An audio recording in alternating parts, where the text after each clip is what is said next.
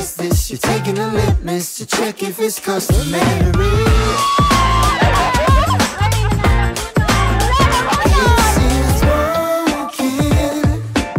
Crazy by design.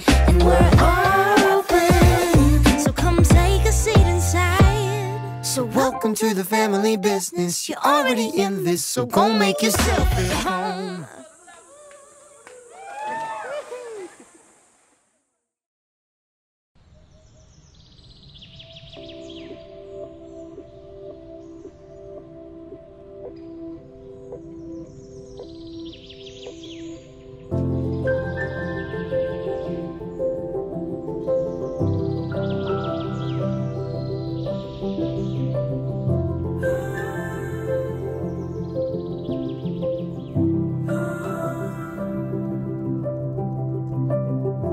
Nagkakilala po kami through sa church po. Magka-churchmate po kami ni Kim.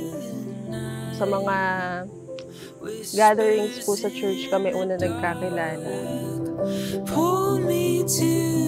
Kasi nung time na yon, parang kumbaga obligado kami na makipagkilala.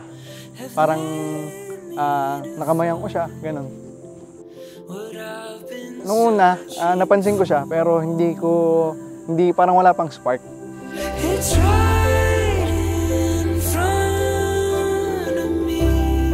Kahit simple moments na mag-travel, manood ng movie, basta kasama namin yung isa't isa at makapag-quality time kami, ayun po yung talagang nakakapagpa-happy sa heart ko.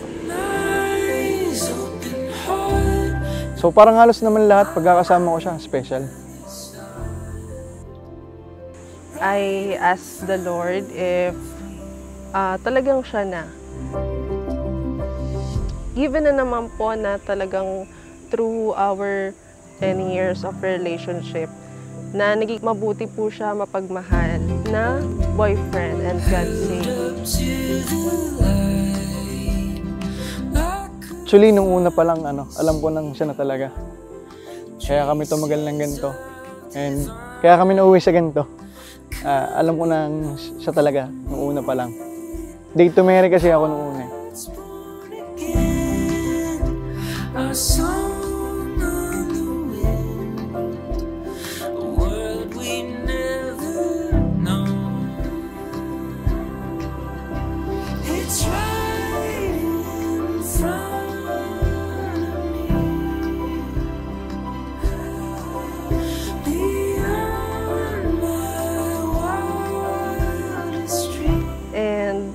Nakakaiyak naman yung mga tanong. And, syempre nakikita ko po na yung future with him, with their future family and kids. Ayun po yung pinaka reason why alam ko po na siya na.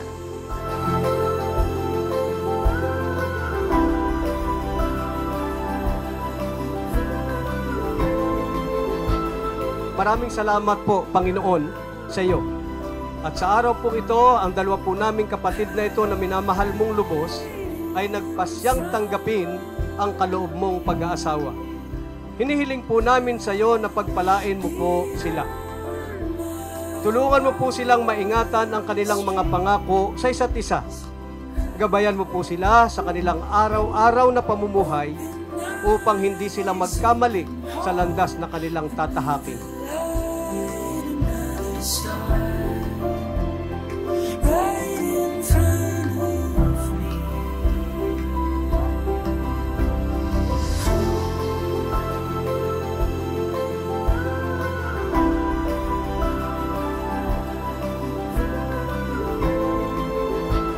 I will do my best, but syempre I'm not perfect. I cannot promise to be a perfect wife and mother, but I'm willing to learn. I'm willing to do life and face the challenges. Be with him through happy times, through sad times, and always support him. Always be his best friend. Ang promise ko po, of course, to my future children, I will not let them experience those things na pinagdaanan namin ni Kim before, na heartache for us as a child. We will give them the best life that we can give to them and be the best parents that we can be.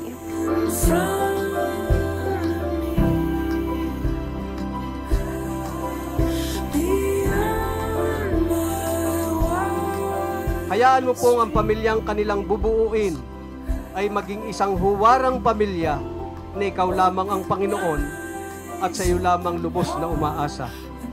Tugunin mo rin po ang lahat ng kanilang mga pangangailangan sa araw-araw.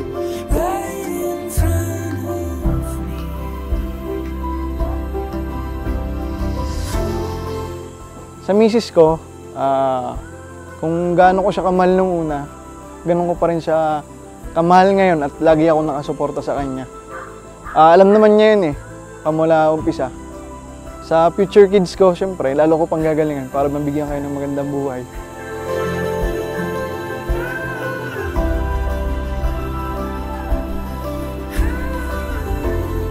Love, mahal na mahal kita. Lagi mong itatak sa puso't isip mo yan. At sana huwag kang magbago.